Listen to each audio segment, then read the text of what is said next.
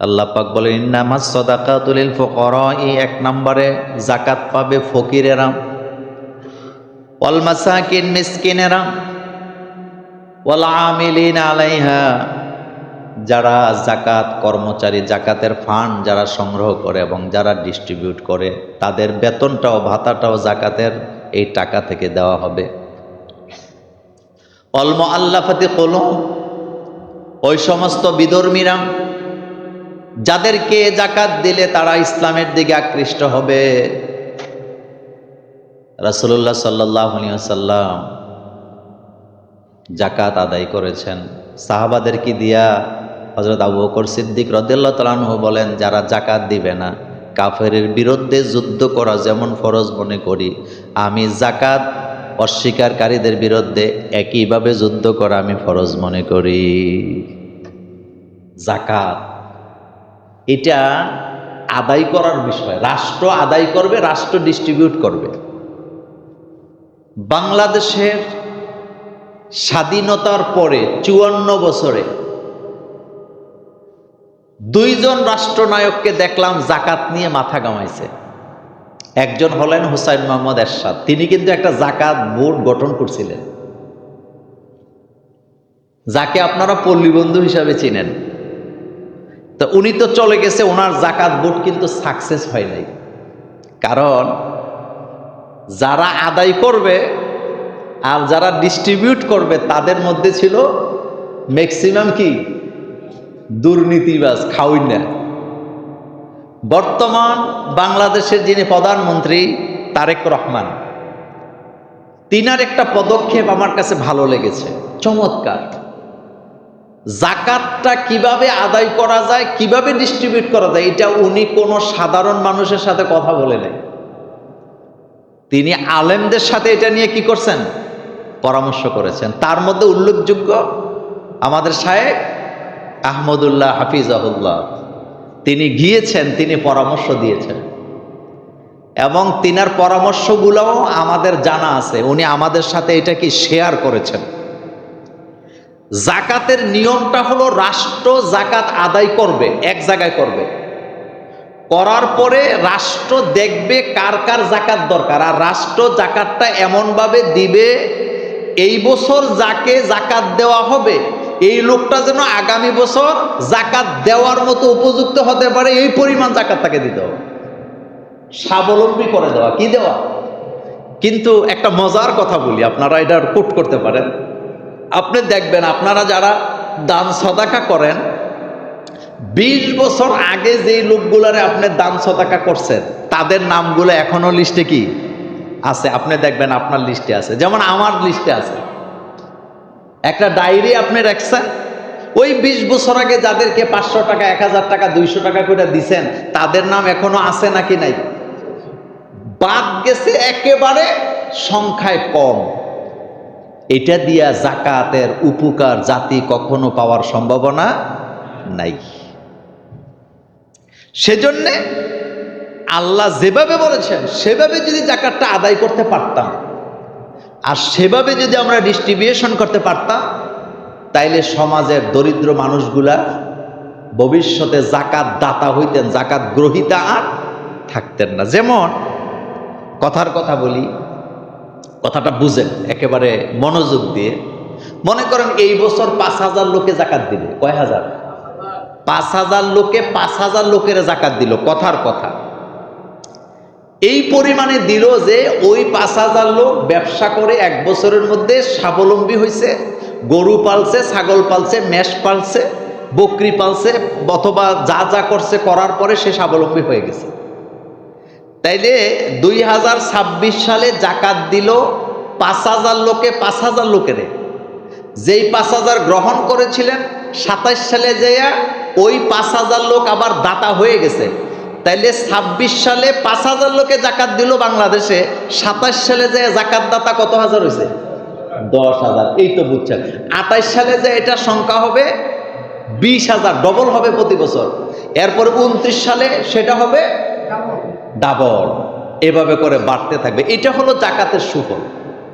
কিন্তু আমরা কি করি জানেন, অনেক কোটিপতি বাবুরহাটে যায় কতগুলো লুঙ্গি কিনে, গামছা কিনে, আর শাড়ি কিনে, শাড়ি মানে মশারি, শাড়ি মানে কি, এটা মহিলারা পড়তে পারে না, আর নাম দিছে জাকাতের লুঙ্গি, জাকাতের শাড়ি। ওখান থেকে টাক ভর্তি করে সাহেব আসেন, আসার পরে এলাকা আবার সেয়াইলিয়া টেয়াইলিয়া থাকে, এদেরকে দিয়ে পাবলিসিটি করায় যে আমাদের অমুক সাহেব কি দিবে, জাকাত দিবে, লুঙ্গি দিবে, শাড়ি দিবে। তো পাবলিক তো বুঝে না, দলে দলে সেখানে যায়, সাহেবে জাকাত দিবে নিজের হাতে, আর সেই জাকাতের লুঙ্গি শাড়ি আনতে গিয়া ছাপাছাপি করে, ধাক্কাধাক্কি কইরা, পায়ের নিচে পিষ্ট হইয়া মানুষ মারা গেছে। এই ঘটনা বাংলাদেশে নাই, কুমিল্লাতে নাই, আছে কুমিল্লাই বেশি করছে ঘটনা। এটা জাকাত নয়। জাকাত কিন্তু করুণা না, জাকাত কিন্তু দান না, জাকাত করুণা না, জাকাত হলো দায়িত্ব, এটা ফরজ। কারণ ধনীদের মালের মধ্যে গরিবের মাল ঢুকে আছে। আমাদের দেশে মনে করে যিনি জাকাত দেন তিনি বড়, গ্রহীতা ছোট।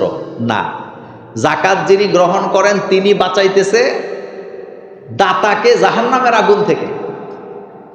জাকাত দেউন্না না, জাকাত দেউন্না আছে কিন্তু নেউন্না নাই, বিপদ বাড়বে না কমবে? বাড়বে। আচ্ছা, এবার একটা ঘটনা শোনেন। বাদশাহ, ইসলামের পঞ্চম খলিফা বলা হয় কাকে? আব্দুল আজিজ রহমতুল্লাহ আলাই। এবার শোনেন, তিনার যুগে জাকাত গ্রহিতা কমে গেছে। তিনার যুগ থেকেই কিন্তু সৌদি আরবের জাকাতের টাকা বিভিন্ন দেশে যাওয়া শুরু হয়েছে, যেহেতু তার দেশে জাকাত খাওয়াই না, কমে গেছে, নাই। তো তিনার সময় এক ভদ্রলোক জাকাতের টাকা নিয়ে 3 দিন পর্যন্ত ঘুরতেছে। বলেন কয়দিন? 3 দিন। কিন্তু জাকাতটা দেওয়ার মতো লোক পাইতেছে না, নেউইনা নেই। 3 দিন ঘুরছে, আপনি সোজা মনে করেন না জাকাতটা যে দিবে এরকমের একটা লোক পায় নাই। তো তিনি ক্লান্ত হয়ে একটা গাছের নিচে বসে আছে, রেস্ট করতেছে। আগে তো পতিকেরা রেস্ট করতো কোথায়? গাছের নিচে। এখন কতক্ষণ বসে থাকার পরে দেখতেছে এক লোক একটা বস্তা কাঁধে নিয়ে খালি গায়ে আসতেছে। লোকটার অবস্থা খুবই খারাপ, মানে ঘেমে গেছে, গুজা হয়ে আছে, ওনার কাছে পোটলা পাটলি আছে। তো ওই বস্তাওয়ালা লোকটাকে দেখে উনি মনে মনে ভাবতেছে, আল্লাহ, অন্তত তুমি একটা লোক মিলে দিছো, আমার জাকাতটা আমি তারে দেব। তো বস্তাওয়ালা লোকটা যখন কাছে আসছে, সালাম দিয়া কয়, ভাই আলহামদুলিল্লাহ, আল্লাহ তোমারে আমারে মিলাই দিছে। আমি আজকে 3 দিন যাবত এই জাকাতের মাল পোটলা পাটলি নিয়ে ঘুরতেছি, কিন্তু জাকাত গ্রহিতা খুঁজে পাচ্ছি না। সুবহানাল্লাহ কর। জাকাত গ্রহিতা খুঁজে পাচ্ছি না। তো তোমাকে দেখে আমি খুশি হইলাম, আল্লাহ তোমারে আমাকে মিলাই দিছে। এই ধরো আমার পোটলা পাটলি জাকাতের যা আছে সব আমি তোমাকে দিয়ে দিলাম। বস্তাওয়ালা লোকটা বলতেছে, ভাই আপনার কি মাথা ঠিক আছে? আপনি কি আমার সাথে ফাজলামি করেন? কয় কেন? আপনি জাকাতের পোটলা পাটলি নিয়ে ঘুরতেছেন 3 দিন, আর আমার কাঁধে যে বস্তাটা দেখতেছেন, এই বস্তার মধ্যে জাকাতের টাকা, স্বর্ণ অলংকার নিয়ে আমি ঘুরতেছি 7 দিন। 7 দিন পর্যন্ত ঘুরে আমি একটা জাকাত গ্রহিতা খুঁজে পাই। কোরআনুল কারিমে নামাজের পরেই জাকাতের কথা আছে নাকি নাই? বলেন, জোরে বলেন, জাকাতের কথা আছে নাকি নাই? এটা গুরুত্বপূর্ণ একটা ইবাদত। ইসলামের 5টা স্তম্ভের মধ্যে একটা হলো কি? জাকাত। জাকাত। আমাদের দেশে জাকাত যার উপরে ফরজ, সে অনেক ক্ষেত্রে সে নিজে জাকাত দেয় না, কিন্তু যাদের উপরে জাকাত ফরজ না তারা কিন্তু দান সদাকা করে। এটা আমি দেখছি। তো জাকাত দিতে হবে আল্লাহ যাদেরকে দিতে বলছে, নিজের ইচ্ছা মতো জাকাত দিলে কি জাকাত আদায় হবে না। হযরত ওমর রাদিয়াল্লাহু তাআলা আনহু তিনি বলেছেন, মুনকিরিনে জাকাত, যে জাকাতকে অস্বীকার করবে আমি তাকে মুসলমান মনে। কারণ ইসলামের স্তম্ভ বলেন কয়টা? তো জাকাত এটার মধ্যে আসেনি, এটা গুরুত্বপূর্ণ। আল্লাহ রাব্বুল আলামিনকে চমৎকার করে বলেছেন জাকাত কারা আদায় করবে? আল্লাযীনা ইম্মাক্কান্নাহুম ফিল আরদি আকামুস সালাত ওয়া আতাউয যাকাত। আল্লাহ পাক বলেন, আমি যখন মুমিনদেরকে ক্ষমতায় বসি, ক্ষমতায় বসার পরে তারা 4টা কাজ করে। তার ভিতরে প্রথম কাজ হলো নামাজকে তারা বাধ্যতামূলক করে, আর 2 নাম্বার কাজে তারা হাত দেয়, তারা যাকাত আদায় করে। দুনিয়া ছাড়তে পারে না, তাদের মধ্যে আল্লাহর ভয় আছে, এটা চিন্তা করার কোনো কারণ নাই। আপনারা দেখেছেন গতকালকে একটি ঘটনা, বিয়ে করেছে, বউ নিয়ে পরিবারের লোকেরা আনন্দ করে, কত আশা নিয়ে বাড়ির দিকে রওনা যাচ্ছে। বউয়ের গায়ে নতুন শাড়ি, বরের গায়ে নতুন পাঞ্জাবি পায়জামা, বাড়িতে যাবে, বউ নিয়ে যাবে। আচ্ছা বলেন তো, এর চেয়ে আশা আনন্দ আর কিছু আছে? কিন্তু বাড়িতে যেতে পারছেন? পারেন নাই। রাস্তার মধ্যে সবাই শেষ। এ পর্যন্ত খবর পাইলাম 14 জন মানুষ মারা গেছে। আমরা দোয়া করছি আল্লাহ যেন তাদেরকে জান্নাতে উঁচু মাকাম দান করেন, আল্লাহ যেন তাদেরকে ক্ষমা করে দেন। আসলে জীবনের 1 সেকেন্ডের কোনো গ্যারান্টি নাই। আমি আমার একটা জীবনের অভিজ্ঞতার কথা আপনাদেরকে শেয়ার করি। আমার মাহফিল ছিল কক্সবাজার ওই দিন। আমার গাড়িটাও তখন নতুন। তা আমি গাড়িতে, আমরা 4 জন, আমি, ক্যামেরাম্যান, আমার ড্রাইভার, আমরা 3 জন গাড়িতে, 4 জন না। তো বারিয়ারহাটের পরে একটা জায়গা, সম্ভবত সীতাকুণ্ড হতে পারে, গাড়িটা চলতেছে, ক্ষুধা লাগছে, হোটেল নাই, খাবো, একটু দেরি হবে। ড্রাইভার আমাকে বললেন যে স্যার, গাড়িতে চিপস আছে, বিস্কিট আছে, আমরা খাই, ভাতটা একটু দূরে যেয়ে খাবো। তা আমরা 3 জনে 3টা চিপসের প্যাকেট নিছি। এর মধ্যে ড্রাইভার তো গাড়ি চালাইতেছে, আর সামনে ক্যামেরাম্যান ছিল। তো আমি 2টা চিপস খাইছি। এই 2টা চিপস খাইছি, আমি বসে আছি আমার মতো করে। গাড়িটা আমাদের চলছে ওয়ান ওয়ে রোডে। ওই দিক থেকে একটা, মানে নসিমন বলে এগুলাকে, সোজা এসে ঢুকাইছে। আমাদের গাড়িটা ওই নসিমনের সাথে এমন জোরে ধাক্কা লাগছে, নসিমনটা অন্তত 40 ফিট দূরে যেয়ে পড়ছে, একেবারে খালের মধ্যে।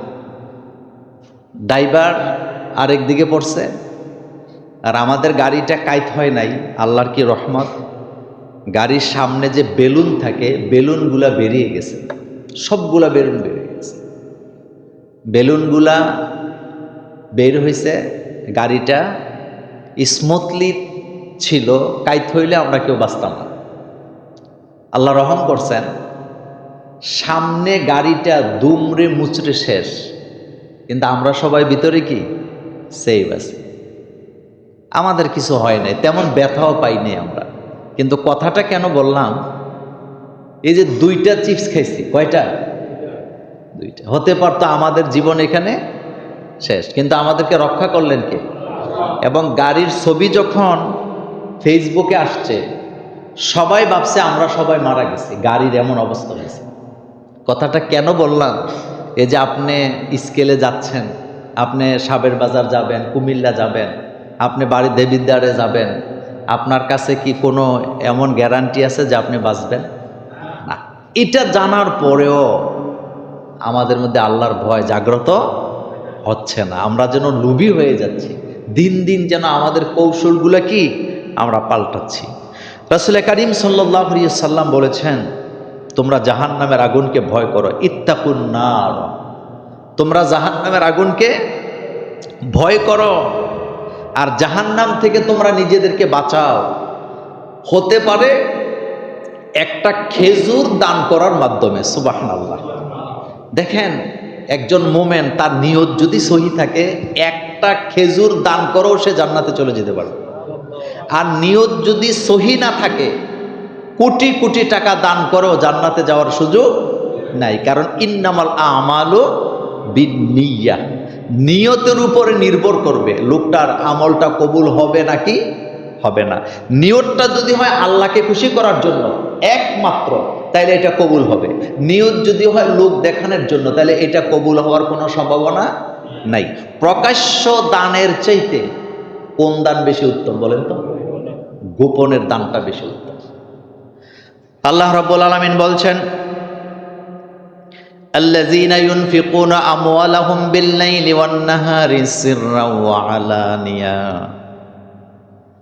আল্লাহ পাক বলছেন, যারা দিনে রাতে প্রকাশ্যে গোপনে আল্লাহর জন্য দান করে, আল্লাহ রাব্বুল আলামিন কিয়ামতে তাদেরকে এত উত্তম জাযা দিবেন, আল্লাহ তাদেরকে জান্নাতে বসবাস করার সুযোগ করে দিবেন। আমাদের আসলে কিছুই নেই, এগুলি সব আল্লাহর। ইন্নাল্লাহ হাশতারা মিনাল মুমিনিনা আনফুসাহুম ওয়া আমওয়ালাহুম বিআন্না লাহুমুল জান্নাহ। মোমেনের আসলে কিছুই নাই, মোমেনের সব কাম আল্লাহর। একজন মেয়ের যখন বিয়ে হয়, তার সকল দায় দায়িত্ব অধিকার এটা সে সঁপে দেয় তার স্বামীর কাছে। কেন দেয়? কারণ স্বামী তার সকল দায়িত্বের বোঝাটা কাঁধে নেয়। আর আমরা যখন কালিমা পড়ি লা ইলাহা ইল্লাল্লাহ মুহাম্মাদুর রাসূলুল্লাহ সাল্লাল্লাহু আলাইহি ওয়াসাল্লাম, তখন আমাদের জীবনে স্বাধীনতা বলতে কিছু নাই। আমরা আমাদের ইচ্ছা মতো যা ইচ্ছা তা করতে পারবো না। আমরা যা করব সবটা করতে হবে কার হুকুমে? আল্লাহর হুকুমে। আমার ইচ্ছা মতো আমি চলতে পারবো না। আমার মন চাইলেই আমি যা ইচ্ছা তা করতে পারবো না। আমি অশ্লীলতাকে ছড়াইতে পারবো না, অশ্লীলতাকে সমর্থন করতে আমি পারবো না। আল্লাহ রাব্বুল আলামিন বলেন, ওয়াত্তাকু ইয়াওমান লা তাজজি নাফসুন আন নাফসিন শাইআ।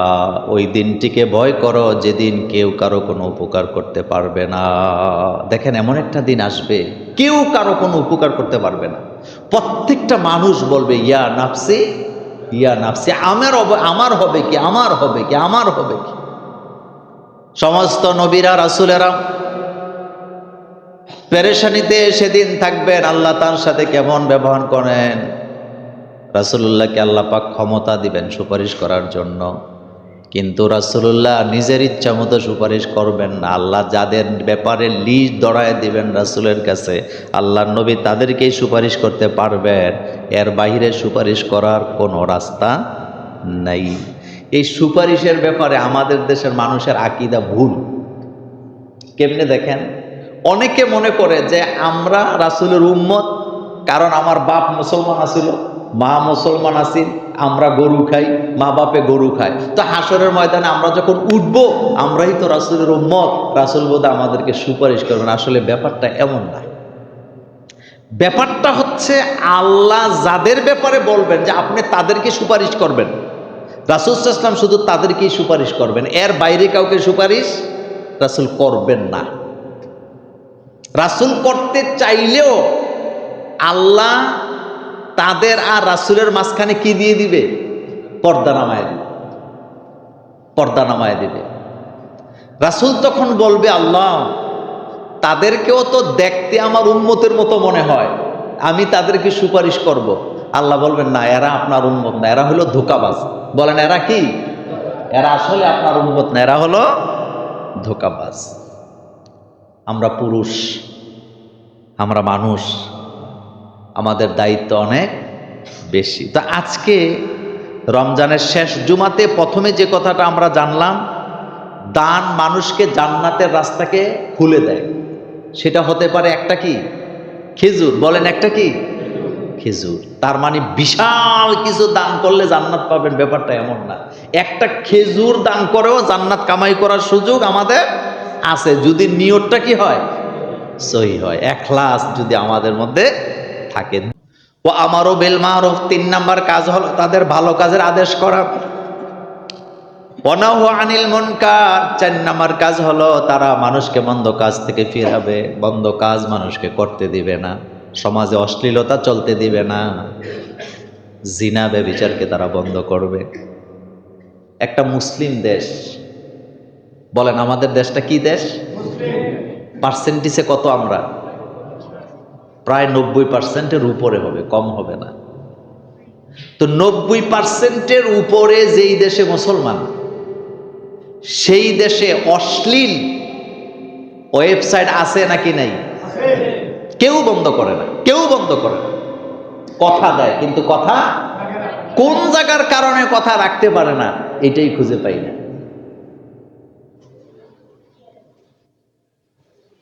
কেন পারে না সেটাও বুঝতে পারি না। পৃথিবীর অসংখ্য দেশ আছে যারা তাদের ওয়েবসাইটকে কি করে কন্ট্রোল করে। আজকের পৃথিবী, বিশেষ করে আজকের বাংলাদেশে আপনি আপনার বাচ্চার হাতে যে মোবাইলটা দিচ্ছেন, আপনি বলেন তো এই মোবাইলটা কি নিরাপদ? একটা মোবাইলও কি নিরাপদ? আপনি বলবেন মোল্লা ভাই ফজরের নামাজের পরে যে কিছু ওয়াজ টোয়াজ শুনিতে, শুধু ওয়াজই আসে না নোংরা জিনিসও আছে? আপনার ইচ্ছায় আসে না অনিচ্ছায় আসে? আপনার অনিচ্ছায় আসে, আপনি ইচ্ছা করেন না, আপনি দেখতেও চান না, তাতে কি এটা আসবেই। এবং আপনি দেখবেন খারাপ জিনিসগুলো ঘুরে ফিরে, কারণ তারা এভাবে এটাকে সেট করে রাখছে, তাদের সফটওয়্যার সিস্টেমটাই এমন, ভালো জিনিসগুলো পেছনে পড়ে থাকে, খারাপ জিনিসগুলো সামনে চলে আসে। মুসলিম জাতি মোমেন কখনো অশ্লীলতাকে সাপোর্ট দিতে পারে না। কয়েকদিন ধরে আপনারা দেখেছেন কোন রাশিয়া থেকে কোন একটা মেয়ে আসছে, সে রাস্তায় রাস্তায় গত 2 বছর যাবত রাস্তায় রাস্তায় ভিডিও বানায়। রাস্তা দ্বারা একটা মেয়ে কাপড় চেঞ্জ করে, আপনার কি বলে কি মেট্রো রেলে উঠে টিকটক ভিডিও বানায়, সে ঝুলে, সে আরেকজনের কোলে শুয়ে পড়ে, সে যারে মন চায় তারে মারে, বাপের সমান বয়সের লোককে আঘাত করে। এগুলি প্রশাসন দেখে নাকি দেখে না? এবং সে বাংলাদেশের নাগরিকও না, তার বাবা হলো ইন্ডিয়ান নাগরিক, মা হলো রাশিয়ান নাগরিক, সে নিজেও রাশিয়ান নাগরিক, তার ভিসাও নাই, অথচ দেশে দেশে ঘুরতেছে, টিকটক বানাইতেছে, জনগণ সেদিকে তাকাচ্ছে, ভয়েতে কেউ প্রতিবাদও করতে পারতেছে না। এটা কখনো সুশীল রাষ্ট্রের নমুনা হতে পারে না। এটা কি স্বাধীনতা বলে? আপনি আমার সামনে ল্যাংড়া হয়ে আঁটবেন, এটারে স্বাধীনতা কইল নাকি? রমজানের মাস, বলেন কিসের মাস? রমজানের মাস। অশ্লীলতা ছড়ায়। কোরআনুল কারিমে আল্লাহ পাক জিনাকে কইরো না এটা বলে নাই, বলছে জিনার কাছেও যাইও না। এই ফেসবুক, ইউটিউব, আপনি যা বলেন, এই সোশ্যাল মিডিয়াগুলিতে জিনা আছে নাকি নাই? জিনা আছে। আপনি যে বাচ্চাকে মোবাইলটা দিচ্ছেন, বিশ্বাস করেন 1%ও নিরাপদ না। বাচ্চাটা এখান থেকে খারাপ জিনিস শিখবে। ছোটবেলার একটা কথা বলি, আমাদেরকে, আমি একটা রক্ষণশীল পরিবারে আমার জন্ম, প্রায় সময় আপনাদেরকে বলি, খুব শাসনের মধ্যে আমরা বড় হয়েছি। ছোটবেলা আমার মায়েরা, আমার মা আমাদেরকে ওই বাচ্চাদের সাথে মিশতে দিতেন না যেই বাচ্চারা গালাগালি করে। কথা বুঝেন কিনা? আমাদের ঠিক পাশের বাড়িতে 2 ভাই ছিল, গালাগালিতে চ্যাম্পিয়ন। ভাইয়ের মানে মাকে বাপকেও কি বাপ দিত না, আর আমাদেরকে ঘর থেকে বলা হয়তো খবরদার তাদের সাথে খেলা যাবে না। এখন আপনি আপনার বাচ্চাকে শিখাচ্ছেন, ও যারা গালাগালি করে, যেই পরিবারের বাচ্চারা গালাগালি করে, তাদের সাথে খেলাধুলাও করা যাবে না। কিন্তু আপনি যে বাচ্চার হাতে মোবাইলটা দিচ্ছেন, এখানে গালাগালি আছে নাকি নাই? গালাগালি আছে। সেজন্য আমাদেরকে সতর্ক হইতে হবে। আমার বাচ্চাকে নিয়ে আমি চিন্তা করতে, আমার বাচ্চাকে নিয়ে আরেকজন চিন্তা করতে পারবে নাকি? আমাকে আমার বাচ্চা নিয়ে পেরেশানিতে থাকতে হবে। তো ভালো কাজের আদেশ, মন্দ কাজের নিষেধ করা, এটা হলো মোমেনদের কি দায়িত্ব। এটা মোমেনদের দায়িত্ব। আজকের আলোচনার 3 নম্বর বিষয় হচ্ছে আমাদেরকে মরতে হবে। আমাদের জীবনের শেষ ঠিকানা কবর। বলেন কি? কবর। কবরে যাইতে হবে। তো একা যাব নাকি দলে দলে যাব? একা। আপনি আজকে বাড়িতে যাইয়া ঘরে বসে একটা চিন্তা করবেন যে মোল্লা ভাই বলে গেছে, চিন্তাটা করে দেখি আপনার আশেপাশে 4টা বাড়ি, কয়টা? 4টা বাড়িকে আপনি গবেষণা করবেন। আপনার জন্মের পর থেকে আজকে পর্যন্ত কতগুলা মানুষ ছিল, কারা কারা মারা গেছে আর এখন কয়জন আছে আপনি গণবেন, আজকে যেয়ে গণবেন। আমি গত কয়েকদিন আগে এরকমের একটা চিন্তা করলাম যে বয়স তো কম হইতেছে না, দিন দিন তো বয়স কি বাড়ে না কমে? আমি আমার 3টা বাড়ি নিয়ে গবেষণা করে দেখলাম 29 জন মানুষ আমার চোখের সামনে 3টা বাড়ি থেকে কবরে চলে গেছে। এই ঝুমুরে আপনি বাস করেন, আপনি একেবারে মোরাকাবায় বসে চিন্তা করেন তো আপনার আশেপাশে কতগুলা মানুষ কবরে চলে গেছে। এখন যে কোনো সময় আমার চিঠি আসতে পারে নাকি পারে না? আল্লাহ রাব্বুল আলামিন বলছেন, ইযা জা আজাল লা ইস্তাখিরুন, যখন তোমার মৃত্যুর সমন জারি হবে তোমাকে 1 সেকেন্ড সময় দেওয়া হবে না। 1 সেকেন্ডও না, একা যাওয়া লাগবে। বলেন একা 1 সেকেন্ড সময় দেওয়া হবে না, 1 সেকেন্ডও না। আজরাইল আসবে, নিয়ে যাবে। আজরাইল কি কারো কথা শুনবে নাকি? কে কানলো, কে আপনার জন্য বুকের মধ্যে থাপড়াইলো, কে জীবন দিয়ে দিল, এতে আজরাইলের কিছু আসে যায় নাকি? না। মালাকুল মউত আসবেন, সে তার দায়িত্ব পালন করবেন, কারণ মালাকুল মউত আপনার সাথে আবেগের সম্পর্ক নাই। মালাকুল মউত এখানে হুকুম মানতে আসবে কার? আল্লাহ বলবেন তার সময় শেষ, মালাকুল মউত আপনাকে 1 সেকেন্ডও দিবে না। বিয়ে করে বউ নিয়ে যাচ্ছে, বাসরঘর করবে আজকে, কিন্তু তার মৃত্যু এখানে অবধারিত। বাসরঘর করার সুযোগ আল্লাহ দেয় নাই, তাকে নিয়ে গেছে। হুকুমটা কার? আপনি সিদ্ধান্ত নিছেন ছেলে মেয়েকে নিয়ে ঈদ করবেন, নতুন জামা পরবেন, ঈদগাহে যাবেন, ভালো ভালো খাবেন, আত্মীয় স্বজনকে দাওয়াত দিবেন, কিন্তু আল্লাহ সিদ্ধান্ত নিছেন আপনাকে নিয়ে যাবে। হতে পারে ঈদের দিনে আপনার মৃত্যু হতে পারে। আমি নিজে জীবনে অনেকবার ঈদের নামাজ আর জানাজার নামাজ আমি একসাথে পড়ছি। ঈদের দিন মানুষ মরে নাকি মরে না? চিন্তা করেন তো একটু, ঈদের দিন মানুষ মারা যায়, কিন্তু আপনার জন্য ঈদের নামাজ কি বন্ধ থাকবে? আপনার জন্য আশেপাশের বাড়িঘরের লোকেরা কি নতুন জামা পরা বন্ধ রাখবে? তারা কি খাওয়া দাওয়া বন্ধ রাখবে? না। আমার জন্য, আপনার জন্য, আমার ছেলে মেয়ে স্ত্রীও খাবার বন্ধ রাখবে না। আমি আজকে মারা যাব, বিকালে তারা খাওয়া দাওয়া করবে। লোকেরা এসে বলবে যে মরে গেছে তারে নিয়ে চিন্তা করে লাভ নাই, বাইচা যেহেতু আছো কি করতে হইব? খাইতে হবে, জোর করে খাওয়াবে। আর খাবারটা আপনার কাছে খারাপ লাগবে গোসল করা পর্যন্ত। আপনার মা মারা গেছে, বাপ মারা গেছে, আপনার ভাই মারা গেছে, আত্মীয় স্বজন মারা গেছে, গোসল করা পর্যন্ত শোকটা একটু বেশি থাকে। গোসল করে খাইছেন, শোক অর্ধেক নাই, তারপরের দিন আরো নাই, তারপরের দিন আরেক নেই, এরপরে আস্তে আস্তে আস্তে কেউ মনে রাখবে? এই পৃথিবী কাউকে মনে রাখে না। এই কথাটা নোট করেন, এই পৃথিবী কাউকে মনে রাখে না, পৃথিবী সবাইকে ভুলে যায়। পৃথিবী সবাইকে, ইতিহাস এমন একটা জিনিস, বললে বলবেন মোল্লা ভাই এত কথা কেন বলেন? ইতিহাস আমাদেরকে যে পড়ায়, ইতিহাস জানা ভালো, ইতিহাস আমাদের জীবনের অংশ, কিন্তু ইতিহাস দিয়া আমাদের 1.5 পয়সারও লাভ হয় না। ফেরাউন যে ধ্বংস হয়েছে এটা ইতিহাস না, কিন্তু যারা ফেরাউনি করে তারা কি শিক্ষা নিছে? নাই নাই নাই নাই। অত্যাচারীরা ধ্বংস হয় এটা দেখে, কিন্তু অত্যাচারীদের ধ্বংস দেখে আমরা শিক্ষা নেই না। এটা হলো আমাদের স্বভাব, আমরা ভুলে যাই ইতিহাস।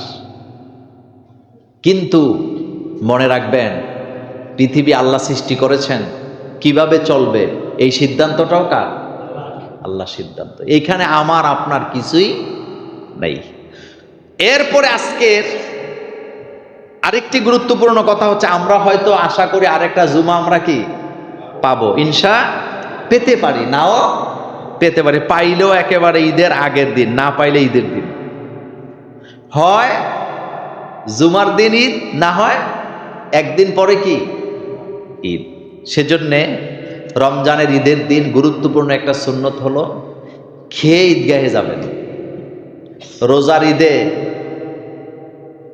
খেয়ে ইফতার করে ঈদগাহে যাবেন। এক রাস্তা দিয়ে যাবেন আর এক রাস্তা দিয়ে আসবেন। জিকির করবেন কার? আল্লাহু আকবার, আল্লাহু আকবার, লা ইলাহা ইল্লাল্লাহু, আল্লাহু আকবার, আল্লাহু আকবার, ওয়ালিল্লাহিল হামদ।